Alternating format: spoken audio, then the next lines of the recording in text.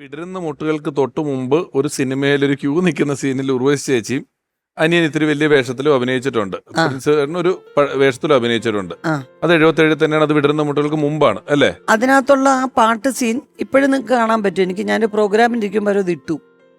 കാലിത്തൊഴുത്തിൽ പിറന്നവനെയും തുടങ്ങുന്ന ഒരു അനാഥാലയത്തിലെ പാട്ടാണ്. അപ്പൊ എന്റെ സ്കൂളിൽ നിന്നും കൽപ്പന ചേച്ചിയെ പോലെ അവളുടെ സ്കൂളിൽ നിന്നും ഒക്കെ കുറെ പേരെ വിളിച്ചിരുന്നു. അവ എന്നെയും ഈ അനിയനെയും മാത്രം ബാക്കിൽ കുറച്ച് പ്രൊജക്ട് ചെയ്ത് നിർത്തി, അച്ഛനോടുള്ള അടുപ്പം വെച്ചിട്ട്. എന്നിട്ട് അത് ക്യാമറ സ്റ്റാർട്ട് എന്ന് പറഞ്ഞു. അതുവരെ ഞാൻ സൈലന്റ് ആയിട്ട് നിന്നു. കാരണം നമ്മുടെ സിനിമാ സെറ്റപ്പിൽ ഓരോരോ ആഹാരങ്ങളൊക്കെ വരുന്നു. ഭയങ്കര സന്തോഷം. ഷൂട്ടിംഗ് എന്ന് പറയുമ്പോൾ ഇത് നല്ല രസമുണ്ടല്ലോ. നല്ല നല്ല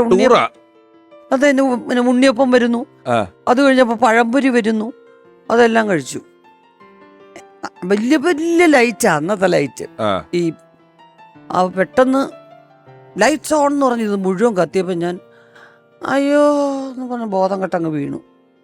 എൻ്റെ അച്ഛൻ ആ ഡയറക്ടറെ ഭയങ്കര ചീത്ത പുറത്തുനിന്ന് വന്നിട്ട്, നീ എന്തോ പറഞ്ഞിട്ടാ കുഞ്ഞ് വീണത്, നിന്നെ ശരിയാക്കടോ എന്നൊക്കെ പറഞ്ഞ് എന്നെ എടുത്ത് തോളിലിട്ടുണ്ട് വന്നു. അപ്പം ഞങ്ങൾ രണ്ടുപേരും കൊണ്ടുവരുമ്പം എൻ്റെ ഈ അനിയനും കരയുന്നു, കൊച്ചനിയനും കരയുന്നു, ഞാനും കരയുന്നു. ബാക്കി പിള്ളേരും എല്ലാം ഇങ്ങനെ കരഞ്ഞുകൊണ്ടിരിക്കുക. എല്ലാം വെളിയിലിറങ്ങി. പിന്നെ വെളിയിൽ കൊണ്ടുവന്നിരുത്തി അച്ഛനെ ആദ്യം കൺവിൻസ് ചെയ്ത്, മോളെ ഞാൻ വല്ലതും പറഞ്ഞിട്ടാണോ? ഇല്ല, വേറെ ഒരു അങ്കിള് ഓൺ എന്തോ പറഞ്ഞു എന്ന് പറഞ്ഞു. അത് ലൈറ്റ് ഇടാൻ പറഞ്ഞതാ. മോളെ പറഞ്ഞതെല്ലാം പറഞ്ഞു. അദ്ദേഹവും വന്നു, അവരെയൊക്കെ എടുത്തു.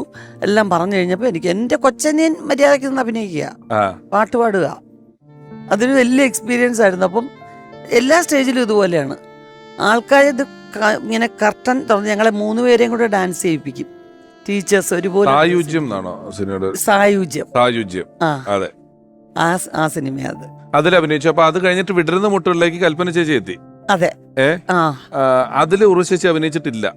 അതിന്റെ സെറ്റിലാണ് നിങ്ങൾ എല്ലാരും കൂടെ ഫാമിലി അച്ഛനും അമ്മയും. കാരണം അന്ന് ട്രിവാൻഡ്രത്തുള്ള എല്ലാ നാടക ആർട്ടിസ്റ്റുകളും അവിടെ ഷൂട്ട് ചെയ്യുന്ന പടങ്ങൾക്കെല്ലാം മെർലാൻഡിൽ നിന്ന് തീർച്ചയായിട്ടും ഒരു വിളി ഉണ്ടാവും.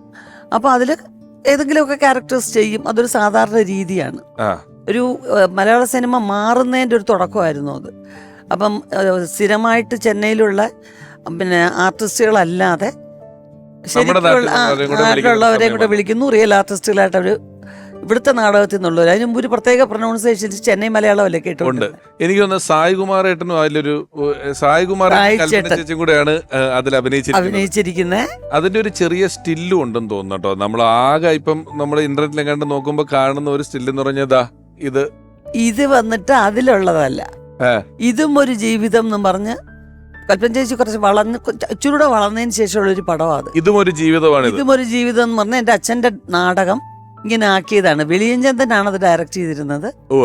അപ്പൊ ആ നാടകത്തിലും മിനി ചേച്ചി സായിച്ചേട്ടനും സെയിം ക്യാരക്ടേഴ്സ് ചെയ്തിട്ടുണ്ട്. അപ്പൊ അത് വളരെ ലേറ്റ് ആയിട്ട് വന്നതാണ് അച്ഛന്റെ നാടക ക്യാമ്പ്. കാരണം അതാണോ വീട്, ഞങ്ങളുടെ ശ്രീകണ്ഠേശത്തുള്ളതാണോ വീടെന്ന് എനിക്ക് ഇതൊന്നും നിശ്ചയമില്ല. അച്ഛനൻ ട്രിവാൻഡ്രത്തുള്ളപ്പോൾ എപ്പോഴും ഞങ്ങളുണ്ടാവണം അടുത്ത്. അപ്പോൾ സ്കൂൾ വിട്ട് അവിടെ പോയി ആഹാരമൊക്കെ കഴിച്ച് കളി കഴിഞ്ഞ് സന്ധ്യയാകുമ്പോൾ ഇവിടെ വരണം. ഇവിടെ വന്ന് അച്ഛൻ്റെ കൂടെ ആയിരിക്കണം. പിന്നെ ഉറക്കം എല്ലാവരും കൂടെ. അത് കഴിയുമ്പോൾ രാവിലെ സ്കൂളിൽ പോയാൽ പിന്നെ അവിടെ പോയി കളിയൊക്കെ കഴിഞ്ഞിട്ട് വരിക. ഇതായിരുന്നു. അപ്പം അവിടെ വെച്ച് റിഹേഴ്സൽ ചെയ്തുകൊണ്ടാണ് എനിക്ക് നല്ല ഓർമ്മ. അതിലാണിത് അല്ലേ? അല്ല ഇത് ഈ രണ്ടെണ്ണം. സായിച്ചേട്ടൻ വിടരുന്ന മുട്ടുകളിലും ഉണ്ട്. അതുകൊണ്ട് എനിക്ക് അമ്പിയ ചേച്ചി ഉണ്ട്, സായിച്ചേട്ടനുണ്ട്. അപ്പൊ തീർച്ചയായിട്ടും അതായിരിക്കണം മുമ്പിൽ. കാരണം അത് കഴിഞ്ഞ് അമ്പിയ ചേച്ചി ലജ്ജാവതിയിൽ നായികയായിട്ടുണ്ട്. അതെ.